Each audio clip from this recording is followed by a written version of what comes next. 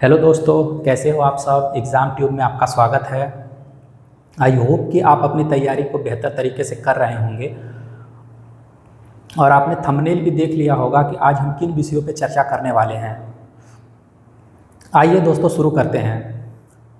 उत्तर प्रदेश शिक्षा सेवा चयन आयोग अब बहुत ही तीव्र गति से काम कर रहा है और एग्ज़ाम भी देखेंगे तो बहुत तेज़ी से कंडक्ट करा रहा है और अपने तय समय पे परीक्षाएं भी पूरी हो जा रही हैं।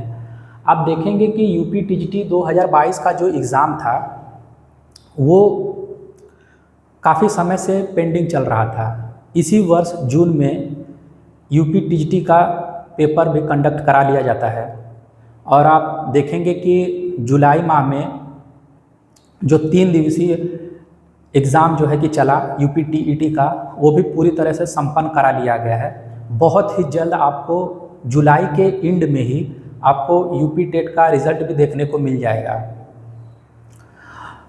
दोस्तों कल जो है कि यूपी टीजीटी पीजीटी 2026 का कुछ खबरें निकल के आई हैं और जो हमारे आयोग के जो उप सचिव हैं उनसे वार्ता हुई है और उस बातचीत के माध्यम से जो निष्कर्ष निकल कर आए हैं उन बिंदुओं को मैंने लिखा हुआ है और इन बिंदुओं पे भी हम चर्चा करेंगे कि नया जो टीजीटी पीजीटी एग्ज़ाम होगा वो किस पैटर्न पर होने वाला है। उससे पहले दोस्तों हम देख लेते हैं कि पिछले जो यूपी टीजीटी 2022 का जो एग्ज़ाम हुआ है या पीजीटी का जो एग्ज़ाम हुआ है, तो इन टीजीटी पीजीटी के जो पैटर्न है, सिलेबस है और जो नोटिफिकेशन आए हुए थे वो किन तरीके से जो है कि एग्ज़ाम को कंडक्ट कराया गया, प्रश्न के शैली क्या थे, क्या निगेटिव मार्किंग था या नहीं था। आइए कुछ इन बिंदुओं पे चर्चा कर लेते हैं।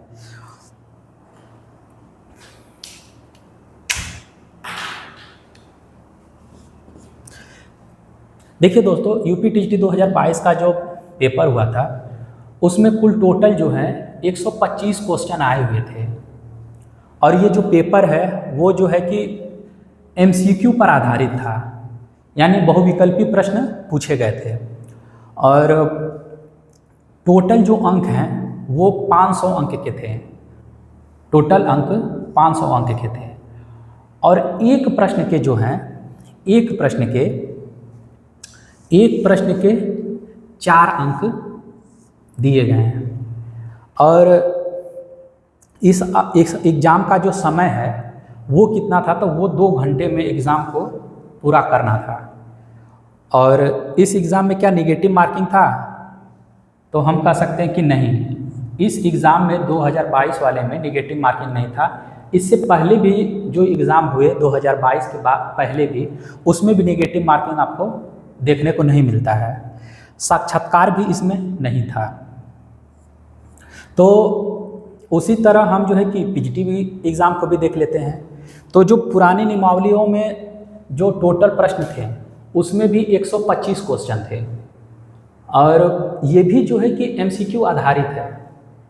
टोटल अंक देखेंगे तो इसमें 425 अंक के पेपर बनते थे और एक प्रश्न जो है 3.4 अंक के हैं। और आप इस एग्ज़ाम का अवधि देखेंगे, जो ड्यूरेशन टाइम है वो है 2 घंटे। 2 घंटे में आपको ये पेपर पूरा करना है और निगेटिव मार्किंग जो है इसमें भी निगेटिव मार्किंग नहीं था। यानी आप देखेंगे कि टीजीटी में भी और जो पीजीटी है इसमें निगेटिव मार्किंग नहीं था। अब देखिए इसमें 2 अलग चीज़ क्या है मैं आपको बता रहा हूँ। इसमें जो इंटरव्यू जुड़ा हुआ है, पीजीटी में इंटरव्यू जुड़ा हुआ है और इसमें विशेष योग्यता भी जुड़ा हुआ है। अब साक्षात्कार के बाद क्या है, अरे साक्षात्कार में जो है कि आपको 50 अंक जो है कि दिए जाते थे। यानी पीजीटी में जो कैंडिडेट्स क्वालिफाई कर जाते थे तो उनको जो है कि साक्षात्कार के लिए आयोग बुलाता था और उनसे जो इंटरव्यू लिया जाता था और ये टोटल 50 मार्क्स के होते थे। और विशेष योग्यता, इसमें पीजीटी में क्या है कि इसमें विशेष योग्यता के 25 अंक दिए जाते थे। अब ये विशेष योग्यता क्या है? जैसे कि दोस्तों आप जानेंगे कि जो टीजीटी है इसमें आपको ग्रेजुएशन और साथ में आपने बीएड किया हुआ है, तो इसमें आप इस फॉर्म को फिलअप कर सकते थे, यानी ये एग्ज़ाम के लिए आज आप एलिजिबल थे। अब पीजीटी में क्या है कि आप ग्रेजुएशन होने चाहिए, पीजी भी होने चाहिए और साथ में बीएड भी होना चाहिए, तो आप पीजीटी के एग्ज़ाम दे सकते हैं।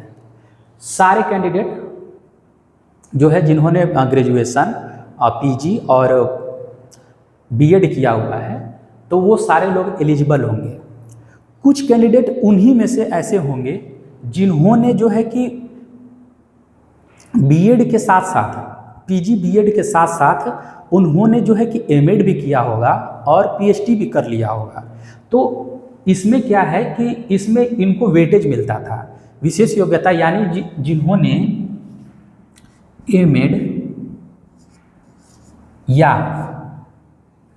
पीएचडी किया है, पीएचडी कर रखा है, तो ऐसे लोगों को क्या होता है कि इसमें अगर वो किए हुए हैं तो उनको 25 नंबर फ्री के मिलते थे।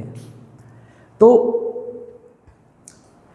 विशेष योग्यता के 25 अंक शायद आप समझ गए होंगे कि विशेष योग्यता किस आधार पर दी जाती थी, सिर्फ पीजीटी वालों के लिए। अब इसमें आप सोचेंगे कि इसमें और इसमें अंतर क्या है, तो मैं आपको अंतर भी दिखा देता हूं कि इन दोनों में अंतर क्या है। देखिए इसमें क्या है कि यहाँ पे जो टोटल अंक हैं 125 के, यहाँ पे 500 अंक के हैं और यहाँ पे जो है टोटल अंक 425 अंक के हैं, ठीक है। और एक अंक के जहाँ टीजीटी में आपको 4 अंक मिल रहे हैं, एक अंक के जो आपको टीजीटी में 4 अंक देखने को मिल रहे हैं, वहीं एक प्रश्न पे पीजीटी में आपको 3.4 अंक देखने को मिल रहे हैं। ये अंतर हुआ आपके अंकों का निर्धारण कि किस तरीके से कि प्रश्नों को जो है कि वर्गीकृत किया गया है अंकों के आधार पे। तो यहाँ पे एक प्रश्न के 4 अंक और एक प्रश्न के 3.4 अंक। और यहाँ पे क्या है कि आप देखेंगे कि यहाँ पे साक्षात्कार नहीं है, यानी इंटरव्यू यहाँ पे नहीं है। लेकिन यहाँ पे क्या है कि जब आप पीजीटी का जो पेपर है क्वालिफाई कर लेते हैं एमसीक्यू बेस्ड आधारित, तो यहाँ पे आपको जो है मेरिट में जब आ जाएंगे तो यहाँ पे आपको 25 अंक का जो है कि इंटरव्यू होता है। तो यहाँ पे आयोग उन बच्चों को जो मेरिट लिस्ट के अंदर हैं उनको बुलाती है और उनसे इंटरव्यू लेती है और 50 अंक उन पे उनका इंटरव्यू किया जाता है। अब वो 50 अंक से चाहे 40 पा जाएँ, 30 पा जाएँ, 20 पाएँ, 25 पाएँ, ये उनके इंटरव्यू पे आधारित है। और यहाँ पे आप जो है कि विशेष योग्यता जो है कि 25 अंक आपको मिल रहे हैं। जिन कैंडिडेट्स के पास जो है कि ग्रेजुएशन और पीजी और बीएड के अलावा अन्य भी जो है कि डिग्रियां हैं, जैसे एमएड है और पीएचडी है, तो उनके लिए क्या है कि 25 अंक फ्री में मिलते थे। तो ये दोस्तों अंतर है। एक तो अंकों का जो है कि वर्गीकरण है टीजीटी पीजीटी में, और साक्षात्कार के 50 नंबर हैं और विशेष योग्यता वाले। अब दोस्तों ये बताना, मुझे तो ये विशेष योग्यता वाला कुछ सही नहीं लग रहा है, क्योंकि अगर ठीक है मान लेते हैं विशेष योग्यता किसी के पास है तो वो उस क्षेत्र में जाएगा, शिक्षा क्षेत्र में, तो ज़रूर जो है कि कुछ चेंजिंग, कुछ बदलाव करेगा। उसके पास ज़रूर कुछ ऐसे आइडियाज़ होंगे या अपनी थ्योरी होंगी जिससे वो शिक्षा जगत में कुछ चेंज करेगा, या उसके टीएलएम में कुछ चेंजिंग होगा पढ़ाने में। तो ये तो ठीक है, बट ये 25 नंबर के जो फ्री के मिल रहे हैं ये मुझे कुछ जायज़ नहीं लग रहा है। ये कोई न्यायिक बात नहीं हुई कि वहीं आप जो है कि सिर्फ जो ग्रेजुएशन और पीजी और जिन्होंने बीएड किया है वहाँ पे उनको सिर्फ जो है कि आप 425 अंक जो है कि एमसीक्यू बेस्ड पे दे रहे हैं और इंटरव्यू में दे रहे हैं, बाकी उनको 25 नंबर इसी तरह जो है कि सिर्फ विशेष योग्यताओं वालों को दे रहे हैं। तो ये जो है कि मुझे जायज़ नहीं लगा। आपकी क्या राय है? आप इस विशेष योग्यता के बारे में ज़रूर बताना। दोस्तों। और अब दोस्तों आगे आते हैं, बात करते हैं उप सचिव जी के बयान के बारे में कि उनसे जो बातचीत की गई तो उन्होंने क्या चीज़ बताया है। तो देखिए,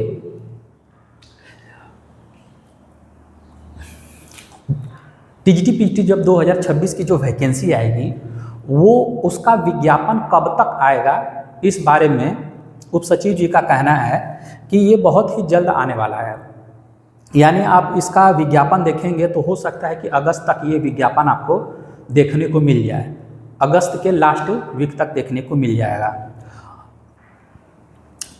क्योंकि साथ ही साथ आपको एक चीज़ और बता दूं कि आयोग द्वारा जो है बहुत ही जल्द जो है कि एग्ज़ाम कैलेंडर भी जारी करने जा रहा है, जिसमें जो है कि जो भी भर्तियां होनी हैं शिक्षा विभाग में, तो उत्तर प्रदेश में जितनी भर्तियां होनी हैं उसमें जो है कि उस कैलेंडर में डेट वाइज सारे विवरण दिए रहेंगे।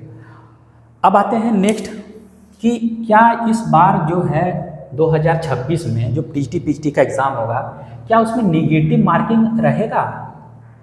तो उप सचिव जी से ये जब सवाल पूछा गया कि क्या इस बार टीजीटी पीजीटी में नेगेटिव मार्किंग रहेगा, तो उन्होंने साफ शब्दों में कहा कि हाँ, इस बार जो है कि नेगेटिव मार्किंग पे काम चल रहा है और टीजीटी पीजीटी में हो सकता है तो आपको नेगेटिव मार्किंग देखने को मिलेगा।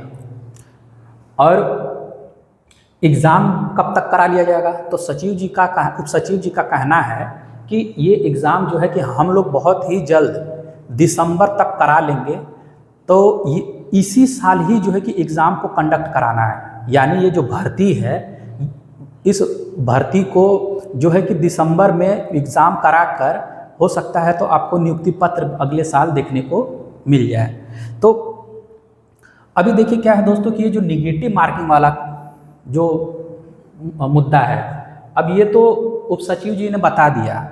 इन्होंने ये भी बताया कि जब नया नोटिफिकेशन आएगा टीजीटी पीजीटी में तो ये सारे बातों को जो है उसमें वर्णित कर दिया जाएगा। इन सारे बातों का उल्लेख आपको मिलेगा कि जो नया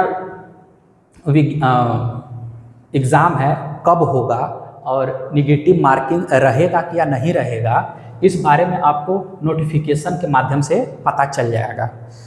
अब दोस्तों जहाँ तक बात रही एग्ज़ाम डेट की, तो ये एग्ज़ाम अगर मान लीजिए कि अगर ये दिसंबर में कराते भी हैं, दिसंबर में एग्ज़ाम कराते हैं, तो अभी तो मान के चलिए कि ये जुलाई का महीना ख़त्म ही होने वाला है, तो आपके पास समय कितना बचा है। तो